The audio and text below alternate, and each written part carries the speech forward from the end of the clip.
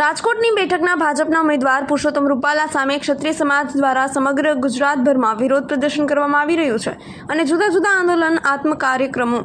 અપાઈ રહ્યા છે, જેના અનુસંધાને ગઈકાલે સાંજે જામનગર નજીક ખીજડીયા બાયપાસ પાસે ક્ષત્રિય અસ્મિતા મહાસંમેલન યોજાયું હતું, જેમાં ભાજપ વિરોધી મતદાન કરવા હાકલ કરવામાં આવી હતી।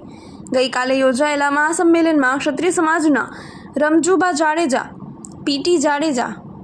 પીએસ જાડેજા, કરણસિંહ ચાવડા, હરપાલસિંહ ચુડાસમા અને તૃપ્તિબાર રાઓલજી સહિતના સૌરાષ્ટ્ર કચ્છના અનેક ક્ષત્રિય આગેવાનો જોડાયા હતા અને મંચ પરથી અને આગેવાનોએ સત્ય સમાજના સંમેલનમાં જાહેરમાં સંબોધન કર્યું હતું અને ભાજપ વિરોધી મતદાન કરવા માટેની હાકલ કરી હતી। સમાજના આગેવાનોએ ભાજપ સામે કોઈ પણ પ્રકારે નમતું નહીં જોખવાનો નિર્ધાર કર્યો હતો અને જાહેરમાં કોંગ્રેસના ઉમેદવારને સમર્થન કરીને મતદાન કરવાનો સંકલ્પ લેવાયો હતો।